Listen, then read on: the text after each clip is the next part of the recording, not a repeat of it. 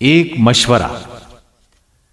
صحیح بخاری میں حضرت عائشہ رضی اللہ عنہا سے مروی ہے کہ رسول اللہ صلی اللہ علیہ وسلم نے فرمایا، ان احب الاعمال الى اللہ ما دام وان قل، اللہ کے نزدیک سب سے پسندیدہ اعمال وہ ہیں جو ہمیشہ کیے جائیں اگرچہ وہ تھوڑے ہوں۔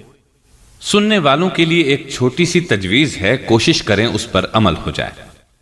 قرآن پاک کے 30 پارے ہیں اور مہینہ بھی 30 دنوں کا ہوتا ہے، لہٰذا اگر ہم روزانہ ایک پارہ تلاوت کریں تو ہر ماہ قرآن کریم مکمل ہو سکتا ہے۔ ایک پارے میں عموماً 20 صفحات ہوتے ہیں۔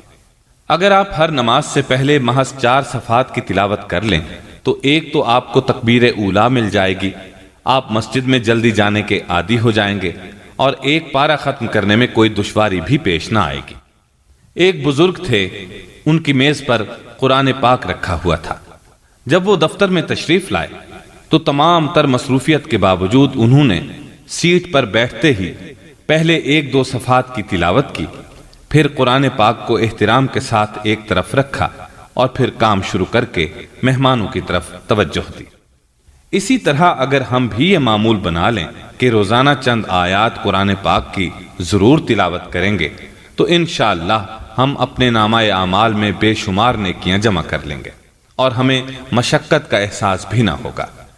اس کا اندازہ اس وقت ہوگا جب میزان عدل قائم ہوگی اور ہماری نیکیوں کا پلڑا بھاری ہوگا اور ہمیں اپنے نامہ اعمال دائیں ہاتھ میں ملیں گے۔